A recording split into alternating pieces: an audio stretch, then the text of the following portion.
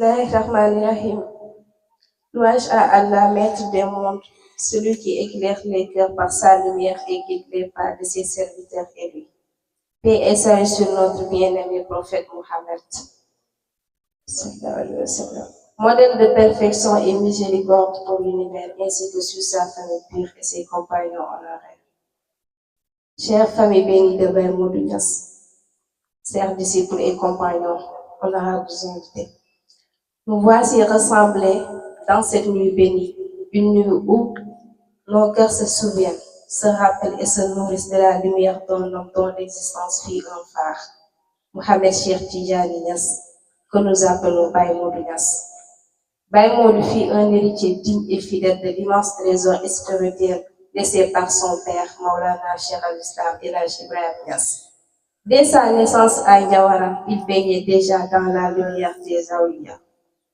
Et toute sa vie témoignant d'une seule réalité, être le serviteur dévoué de la mission de son père et la continuité vivante de la faïda. On dit souvent que les grands hommes ne se mesurent pas seulement par leurs paroles, mais surtout par leurs actes. Et dans les actes de Baye Modou, nous avons vu la sincérité, l'humilité, la constance et l'amour. Il a montré que la véritable noblesse ne se trouve pas dans les titres, mais dans les services. Il a montré que la grandeur ne se régit pas dans l'apparence, mais dans la fidélité. Son sourire seul était un rappel, une miséricorde, une porte qui s'ouvrait vers l'espérance. Il avait cette capacité rare d'apaiser par sa simple présence, de réconforter par son regard et de fortifier par ses conseils. Beaucoup de disciples témoignent encore aujourd'hui que Baye Modou était une école à lui seul, une école de patience, de simplicité et de lumière. Ce soir, en l'évoquant, nous ne parlons pas seulement d'un homme du passé, mais d'un héritage vivant qui continue de battre dans nos cœurs. Oui, Baye Modou demeure parmi nous, car son empreinte est gravée dans la mémoire des disciples, dans la fidélité de ses enfants et dans chaque pas que nous faisons dans la voie de la faïda. Et même après son départ, sa voix continue de résonner dans nos cœurs. Ses conseils apaisent encore nos âmes. Son sourire reste gravé dans nos mémoires et ses prières, oui, ses prières nous accompagnent à chaque pas vers Allah. Car un homme comme Baye Modou ne disparaît jamais vraiment. Il vit dans chaque verset que nous récitons, dans chaque chapelet que nous faisons tourner, dans chaque cœur qui s'illumine dans la fête. Je voudrais ici exprimer notre reconnaissance à son fils, à Cheikh Tidjani Niass, qui incarne aujourd'hui la continuité de cette mission bénie. Sa présence est pour nous un gage de continuité et une preuve que l'héritage de Baye Modou n'est pas perdu, mais qu'il fleurit encore et encore dans les générations. Je voudrais également saluer avec admiration Mohamed Niass Tidjani, ce fils fidèle, qui chaque veille du Gamouad organise cette nuit de Njukkal de Baye Modou. En vérité, par ce geste, il ne fait que se souvenir de son père. Il nous rappelle tous notre devoir de mémoire, notre devoir de fidélité et surtout notre devoir de service. Qu'Allah le bénisse et fasse de lui une clé de bien pour toute la jeunesse. Et aujourd'hui, en te voyant, Mohamed, nous voyons l'image vivante de cet héritage, ton sourire, ta simplicité, ton humilité et ton attachement à l'œuvre de ton père témoignent de la sincérité de ton engagement. Tu es la continuité de lumière, un fils qui relie le passé au présent, un serviteur discret mais puissant par l'amour que tu exprimes. Baye Niass disait, celui qui sème pour Allah récoltera pour Allah. À travers ton cœur, tu as semé l'amour de Baye Modou dans nos cœurs. Tu as semé la fraternité, la solidarité et la fidélité. Et par la grâce d'Allah, ces semences continueront de porter leur fruit pour les générations futures. Chers frères et sœurs, rendons hommage à Baye Modou, c'est nous rappeler que la faïda n'est pas seulement un héritage de parole, mais une mission vivante.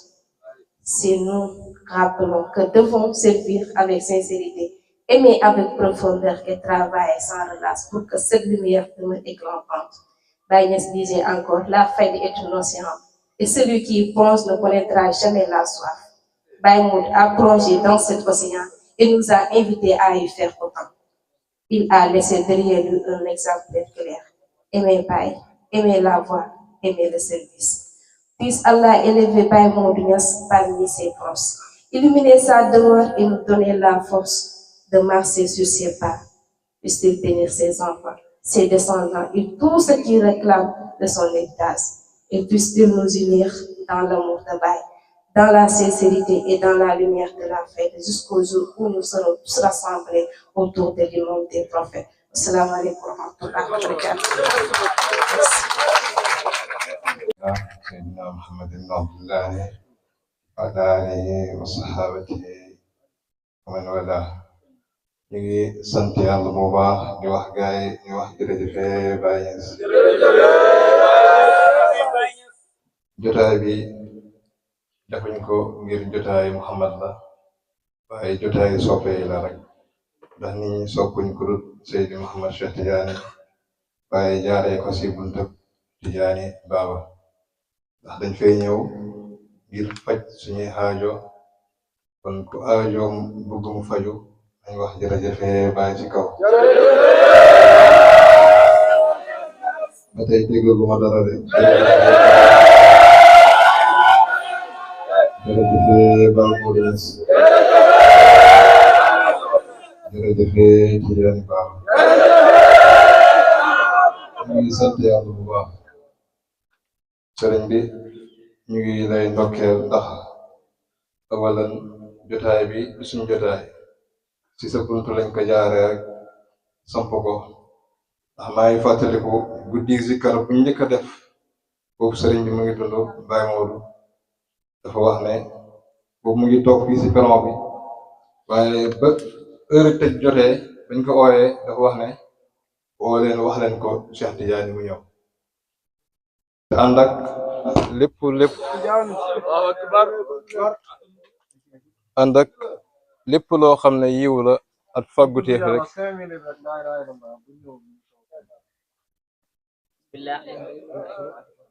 Allah Allah Allah Allah ya Allah Allah Allah Allah Allah ya Allah Allah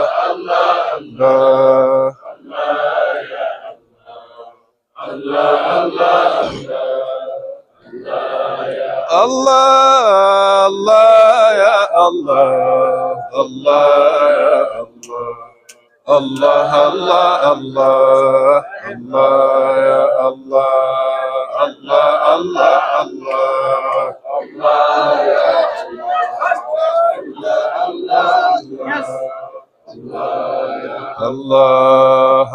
Allah Allah ya Allah Allah Allah Allah Allah ya Allah Allah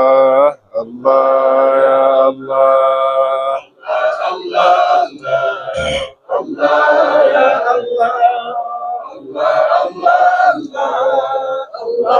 Allah ya Allah Allah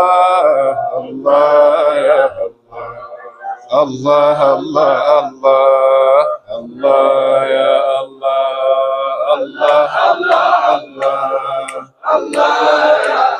Allah ya Allah Allah Allah Allah ya Allah Allah ya Allah Allah Allah Allah ya Allah Allah Allah Allah ya Allah Allah Allah Allah ya Allah Allah Allah Allah Allah ya Allah Allah Allah Allah Allah ya Allah Allah Allah Allah Allah ya Allah Allah Allah Allah Allah ya Allah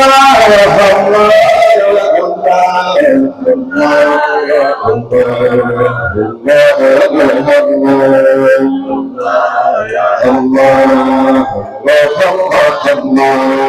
Allah Allah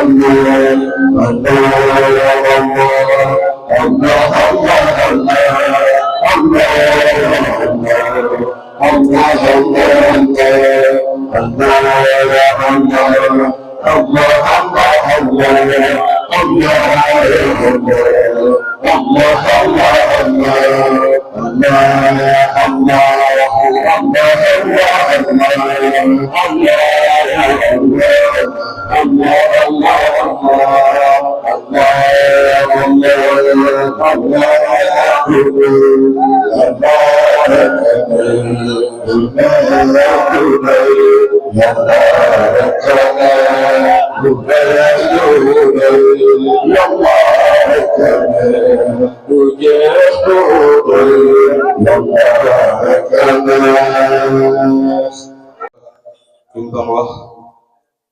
daanaka damay gis ne pay bi yàlla daf ñoo wax ñu noppi rek bañ ko àgg waaye ñu ngi sant yàlla si xaal ñu ngi sant si jëf ñu ngi sant suñu waajur Zeyda Aïcha nga xam ne daal biñ jàppee bis bi ba yëpp ba tey noppalu yendalu fanaanu ay nelawam yëpp mu ngi koy jox bis bi kon ñu ngi ñaan yàlla may ko wér si zaahir ak si baatin si barke yonent bi sallallahu alayhi wa sallam waaye tamit ñu ngi koy ñaanal soppe yeeg ak dëkkandoo yeeg yëpp ndax ñi ñëpp duwut Muhammad lañ fekk si waaye Baye Mouride lañ fekk si ndax Baye Khalifa yi nii mag la te wérul barki dem bu rek jaar nañ këram fekk ko mu ngi si wéradi suñ Baye Pape Bakar tamit noonu suñ maam Ba Penda kon ñii ñëpp nga xam ne ay mag lañ su fekkee dañoo mën a jël seen temps bi yëpp jox ko guddi gi loolu dafay tegtal ne ñoom seen xol yi yàlla kese ci nekk ndax lu nekk si ndab loolu moom moo si seet kon seen xol yi yàlla moom moo si nekk moo tax ñu jël seen temps bi yëpp jagleel ko guddi gi nii waaye ñu ngi gërëm tamit suñ soppe Cheikh Mouhamad ñu ngi lay gërëm goo xam ne amul yemukaay ndax bis bi bisam la bi ma koy oo pour fàttali ko daf ma gasandu wax ne ma fàttewu ma ko bis bi sama jotaay la te loolu tettalewul lu dul ne ñoom maanaam dañuy liggéeyal baay te xaaruñ si dara kuy liggéeyal baay nag baay rek moom mooy pay gi kon ñu ngi yàlla baay nekk sa fay si lépp si zaahir ak si baatin tudd yàlla gi nga xam ne yaa ngi ñu koy doon bégal loolu yàlla boo deñ di nekk bégala kon ba pincam yàlla mën na ko yàlla na ko yàlla def ñuy gërëm si kërkat yëpp caam ak waa kawlakat yëpp ndax sëriñ bi gis nga am na si ñoo xam ne si fii si waa kawlakat yi maanaam bi ñuy ñëw sax waa kawlakat yëpp laay wax bi ñuy ñëw dafa fekk ñëw nañ ba caawaandoo xëy na loolu waxuñ ma ko waaye foree naa ko si weewu bay bi ñëw nañ ba caawaandoo waaye amuñ oto seen dëggu ak seen mahabba gi nga xam ne am nañ ko si sëriñ bi Baye Maodo moom moo tax ñu agsi ba fii nii waaye te yàlla ëpp na loolu waaye yàlla mi tax ngeen koy def yàlla moom gis na ko yàlla na yàlla nekk seen pay ñu ngi ñaanal ñëpp suñu mag Fatimata Zahra ak mboolem njabootu Baye Maodo yëpp képp koo xam ne bàyyi ni itam ngir bis bi rek yàlla na yàlla fay ko ndax bis bi lu may faral di wax rek du bis Muhammad du bisu kenn waaye bis ak soppe yi la ndax nit ñi soppuñ ko dut Baye Maodo Niass radiyallahu anhu wasalaamaaleykum wa rahmatullahi ñu mujjee suuf si feebaram am na fukki nit ak juróom 18 personnes mooy tolloo sëñ bi fi aju jamono bi ma jógee kër Mbuur ñëw seet si ko ma ñëw nuyu ko mu oo mi ne ma ñii yow yaay seen sëriñ ñu ma kon ne seen tarbiya ku man maa nekkoon ak moom hôpital jamono ji mu feebaree ma toog benn bis mu mel ni dafa am ku xaal jàpp si kër gi fii muy jooy di yuuxu loolu Fatma Zahra sax doom mooma woo ne ma dafa mel ni dafa am ku àgg su may waxee moom si téléphone boobu ay minuit jàpp 1 heure du matin sëriñ bi dégg waa ji di yuuxu mi ne ma loolu lan la ma ne ko kii dafa mel ni dafa am ko àgg mi ne ma bu àggee dama xaar ba suba ndax jinne bu bëggee dafaar kuy yéeg dafay daanu mi ne ma waaye man Cheikh Tidiane faydu laa yore moo tax léeg-léeg bu may wax mbokku taalibe ne dalal leen seen xel fii dara du fi yàqu maanaam fu ma ko teg dafa wóor ndax yu bari sañuma sax wax ko ci micro ndax wax ko sax dafay niru leneen waaye fii dara du fi yàqu ñëpp nañ gën a góorgóorlu imaam ñu ngi lay ndokkeel bu baax li nga fi wax lu nit mën a dégg la te jëriñ nañ ñun ñëpp wax dëgg yàlla ñun ñëpp jëlee nañ ci ay dars yoo xam ne buñ ko doon waxtaanee fii ba suba du jeex Cheikh Mouhamad ñu ngi lay jaajëfal bu baax ndax li ma Baye Modou waxoon bis mun naa ko wax ci yow ndax benn bis te lii ci bunta bu amaa bi neex ma rabbika fadis rek ci lañ koy nettalee daf sëñ bi bis dafa jot am ku ko indi naanaa joo xam ne Maroc la jógee boobu kër gi commencé nañ ko fondement pour tabax nga xam ne dañoo daane woon li fi nekk yëpp ba mu des benn néeg muy néegi seng néeg boobu man bu mu ñëwaan ci laanaan daal nga xam ne dangay jaar ci digg néeg bi dam fekk ko ci appartement bi mu nekk nii mu jël naanaa ji weer ko ci kër gi ne bu ko kenn laal man ba muy wax loolu dégguma ko mu bëgg a ataaya yónni benn xale ne ko demal nga dindi ma ci naanaa ji xale bi mu ñëwee dindi naanaa ji sëriñ bi ne ko xanaa waxuma noonu sama naanaa ji boo kenn laal mu ne ko Cheikh Tidiane moo ma yónni mu ne ko tibbal nga yóbbul ko am ku ne ko ah lii moom mooy waxe lan sëriñ bi tegal ko ci ne ki nga xam ne lépp lu mu am yaa ko moom du bokk ki nga xam ne lim am moom moo ko moom waaw sëriñ bi tegal ko ci lii waaye yow tamit dañ lay wax ne lépp loo am rek ñun ñoo ko moom moo tax bu ragal dara fu la neex dama lu la neex duggal jàmm rek ci ngay ne waaw fi nga toll yow yaa ko may sa bopp bu ragal dara waaw Cheikh Mouhamad Ndaw ñu ngi lay gërëm bu baax ci taxawaay bi ndax lii kulleera rek lay tegtale yal na yàlla taxaw la yàlla jëriñ la ci zahir ak ci baatin ba fi nga bëgg a àgg rek nga àgg fa comme lu Cheikh Mouhamad wax léegi rek fi nga toll ci faydu kenn doon laa teet te bu la neexoon booy ñëw fii nga ne ay junne yu bari moo may déplacé waaye xam nañ ne yàlla rek moo tax nga ñëw fi yàlla jooju yàlla na la fay ñu ngi lay ñaanal ci lu feeñ ak ci lu nëbbu di la wax ne kontaan nañ ñu ngi nuyu tamit président Idrissa ndax ñun ñëpp moom lañu waroon njëkkee te dafa mel ni xel yi sax dafa fatu li ma bëgg nag leen la xam nga Cheikh Mouhamad Ndaw mi ba mu fiy ñëw oto la indi oto bi ndox dafa ko bu fekkee ne bëgg nañ ñun ñëpp suñu aajoy faj waxuma waxu xaal nag man xaaluma maa ngi fii toog xaaluma dara jotuma man gëj naa xaal sax man xaal yi nit ñi di dox léegi damay toog si yaag ma ne est-ce que man lii man yàquwuma te yëguma ko man nit ñi bu ñuy xaal duma xaal duma jooy kenn man dafa mel soonoo ko ñi sax dafa jeex yaa ngi dégg waaye buñ kenn ku nekk lim am si poosam bu ko dajalee ñu jox ko moom laaju ko de man maa ko laaj booba comme aajo rek na ko def si xolam mu seet waaw ku bëgg junni xaalis bu bëri nag na def lu bëri ku bëgg xaalis bu tuuti mu def lu tuuti ku bëgg xaalis bu tuutee tuuti nga def lu tuutee tuuti waaw yàlla moom waaw Mouhamad Niass joxe na 10 000 francs waaw di ñëwal nag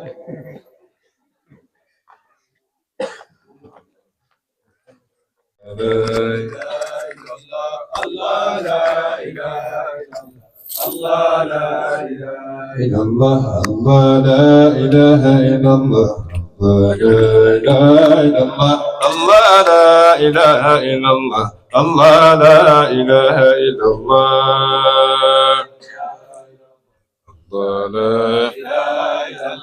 الله لا إله إلا الله ألا يا رسول الله وارفع شكايتي إليك وحادي ما ترى الحبد سودا فهاجي وحاج المسلمين أحلتهم عليك فجبت النفس حرا مصمدا عليك صلاة الله ثم سلامه قوي الرجاء بل أتى متسلما عليك صلاة الله ثم سلامه أتقبلني يا مصطفى الكون يا لا إله إلا الله لا إله إلا الله لا إله إلا الله لا إله إلا الله الله لا إله إلا الله الله لا إله إلا الله إله إلا الله الله لا إله إلا الله الله لا إله إلا الله الله لا إله إلا الله الله لا إله إلا الله الله لا إله إلا الله الله لا إله إلا الله الله لا إله إلا الله الله لا إله إلا الله الله لا إله إلا الله الله لا إله إلا الله الله لا إله إلا الله الله لا إله إلا الله الله لا إله إلا الله الله لا إله إلا الله لا إله إلا الله لا إله إلا الله الله لا إله إلا الله الله لا إله إلا الله الله لا إله إلا الله الله لا إله إلا الله الله لا إله إلا الله الله لا إله إلا الله الله لا إله إلا الله الله لا إله إلا الله الله لا إله إلا الله الله لا إله إلا الله لا إله إلا الله الله لا إله إلا الله الله لا إله إلا الله suñu sëriñ Mawlaaya moom la si waxtaani imaam bi rek dañoo fàttaliku benn wax boo xam ne toujours daf ko daan faral di wax te loolu darsu la suñu ñëpp ndax daf ñu daan daf ma daan faral di wax Cheikh Tidiane man képp ku ma jaxasool maa ngi xool nu ma def ba jëriñ la waaye du ma xool nu ma def pour jëriñoo la kon imaam li nga wax sëriñ bi li ngay wax yëpp man moom rek laay gis ndax jikko yu rafet yi nga xam ne moo nekk si moom kon ñun ñëpp nañ leen doxee jikko yooyu képp ku si nekk fi nga bëgg a àgg da nga fa àgg képp ku si nekkul nag da ngay sonn rek waaye doo àgg fenn ndax mbir yi du pexe moo tax yàlla yàlla dimbale ñu yàlla dafa ñu dégg ak topp yàlla jëriñ ñu waa yaay sa ñu ngi lay ñaan yàlla yàlla yàggal la fi si kanam njaboot gi yëpp ñu ngi ñaanal muqaddam yi Cheikh Babacar Mbaye Pape Babacar ñu ngi nuyu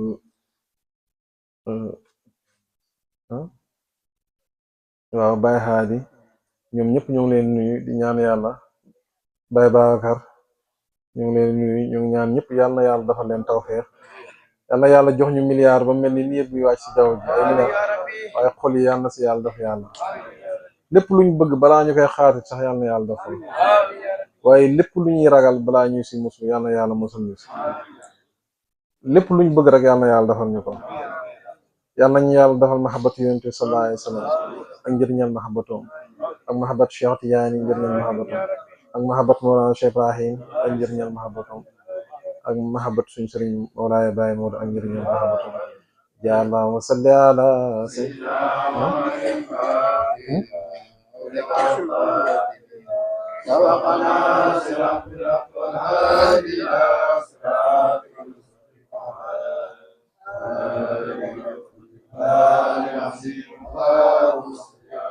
سيدنا محمد الفاتح